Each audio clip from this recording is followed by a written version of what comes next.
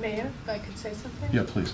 Paul, I noticed there are 2 new retail stores on Raritan between 3rd and 4th. Right.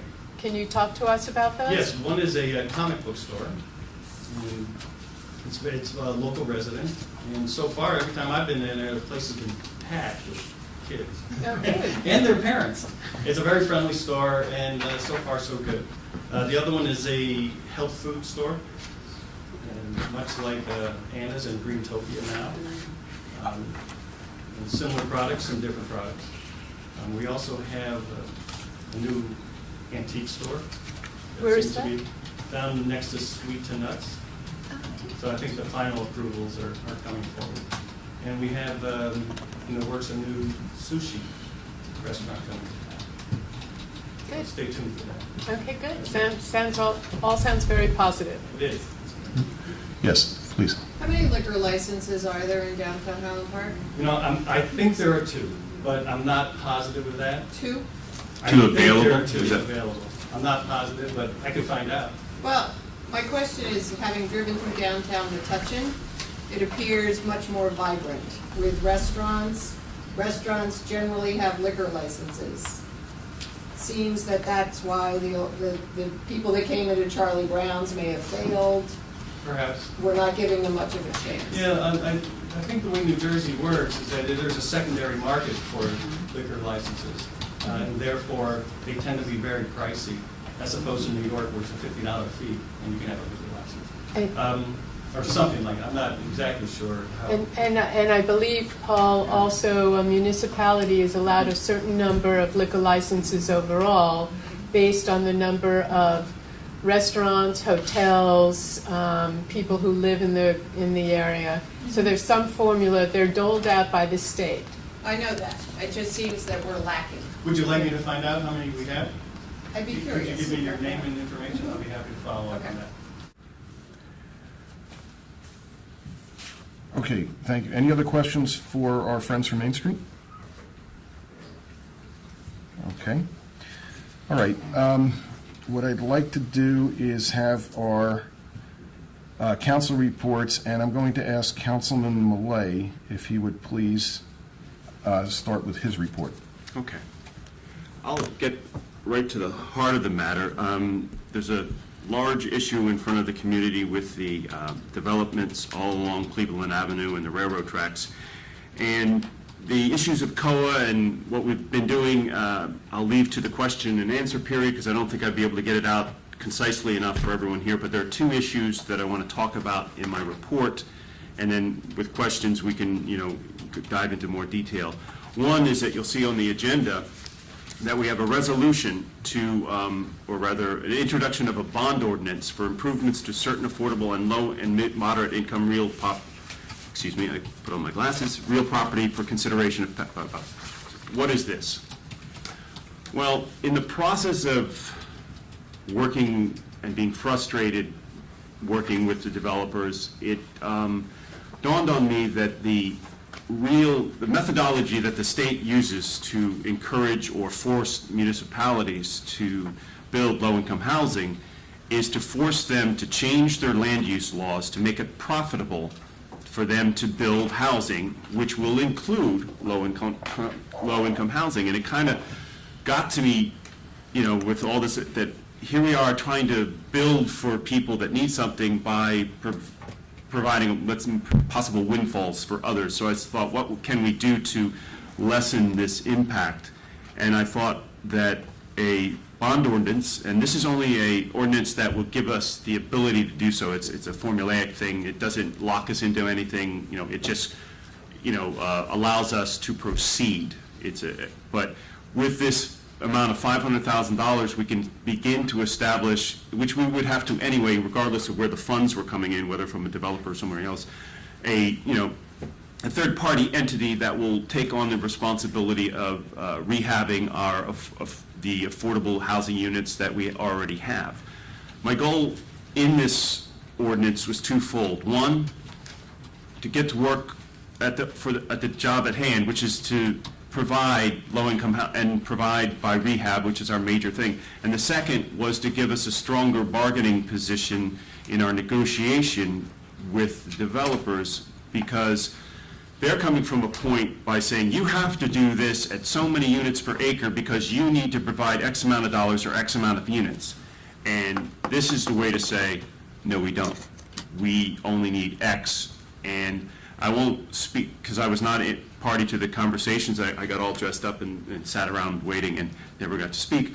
But we had this meeting with the judge and everything, but I think, and I'll let Ed go on from that, and this was, perhaps some of you know, that one of the developers called for immediate decision at this very high number.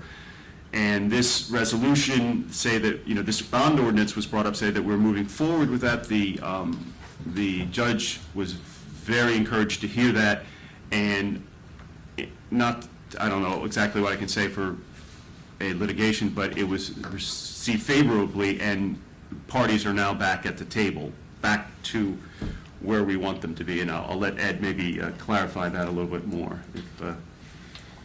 Thank you, Patrick. Ed, can you be sure to speak into the microphone? Can you hear me? As Patrick indicated, we have been involved with what we call a Mount Laurel lawsuit since August of 2009. There are two developers that would like to develop property along Cleveland on about 17.5 acres of land.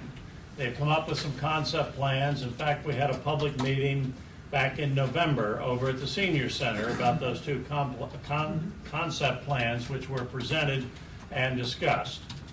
We've also had traffic studies done of both properties, and we were directed by Judge Philip Paley to appear today in his courtroom over in New Brunswick for a settlement and a status conference. And it was Councilman Malay was kind enough to attend that, as was Alan Schechtel, who's in the audience, our planning consultant.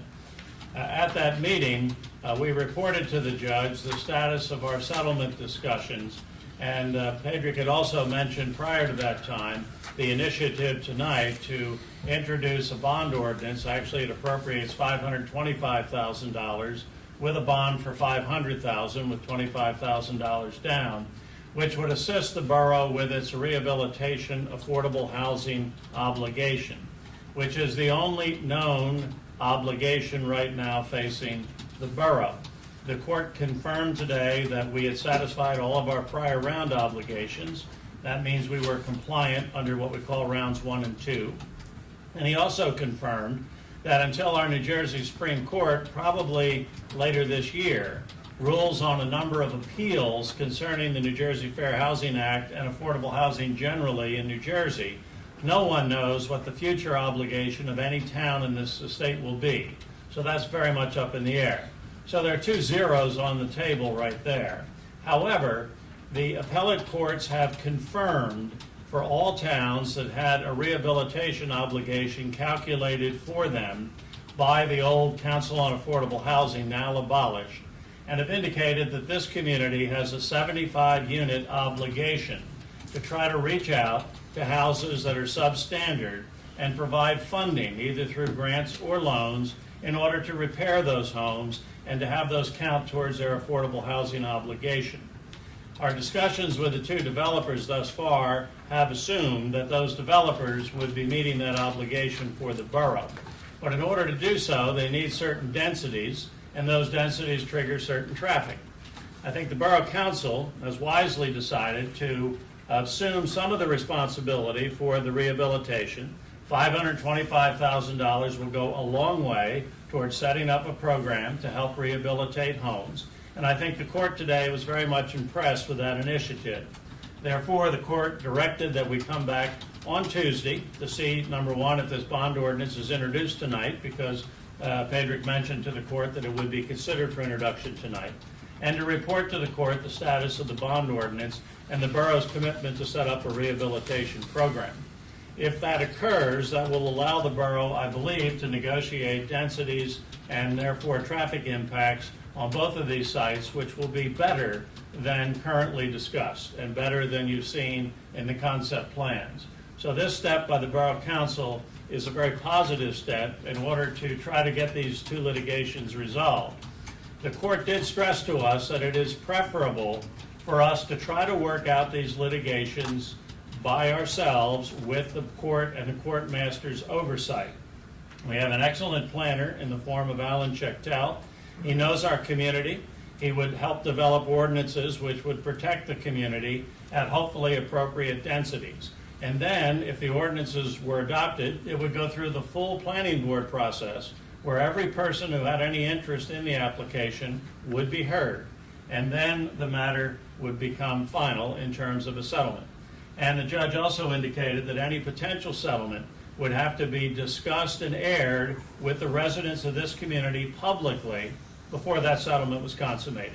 And whether or not the judge recommended or directed that, clearly the direction of this council was to do that, and that was the purpose of the neighborhood meeting in November, before we got too far down the settlement path and before we had agreed to anything. That's why the concept plans were presented to many of you who are in the audience this evening for discussion and debate. And that whole process would come back again before any action was taken by the Borough Council. So kind of a long-winded report, but we did have this meeting this afternoon at 4:30. It went on for some time. We'll have another meeting with the judge on Tuesday the 24th. I suspect there'll be a series of meetings almost weekly to see if the matter can or cannot settle from this point on. And I think the actions tonight, which the Borough Council are suggesting that they are willing to take, and that is bonding the rehabilitation obligation to get that going, is a clear signal to the court that this community takes seriously its obligation and is going to step up and address that obligation. Thank you, Mr. Mayor.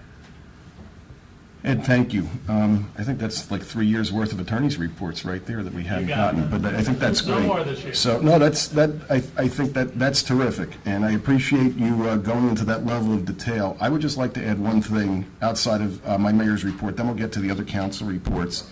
And what I was going to say is that, just in case people are wondering, one of the other pieces of news, when I walked into Borough Hall tonight, our administrator and chief financial officer, Kathy Kovac, had pulled, literally, she was taking something out of a printer when I walked in, and she showed me that we actually did even better than we expected on a refinance of our utility bonds, and we were going to save $375,000 in interest expense. So, and by the way, I've also been beating the bushes because there may be, and I don't want to get into too much detail, some third-party sources, either to supplement this $500,000 bond issue that would not come from the taxpayers, or that may help us buy down that obligation, or some combination thereof. I don't want to be overly specific, and I'm not trying to be cagey. What I'm saying is that, thankfully, we have a great deal of financial flexibility without, what's the word I'm looking for, constraining our ability to do other things and provide other vital services that we need. So this is the joy that comes from really having kept our belts tight for a long period of time, is that this way, when something like this comes along, the flexibility is there potentially to step up to the plate and do what needs to be done. And I know you're going to have a bunch of questions. Just please indulge us, and I promise that everybody that wants to be heard will be heard. But hopefully people are breathing at least a tad easier at the moment. So with that, I'd like to call on our other council people for reports. Councilman Erickson. No report.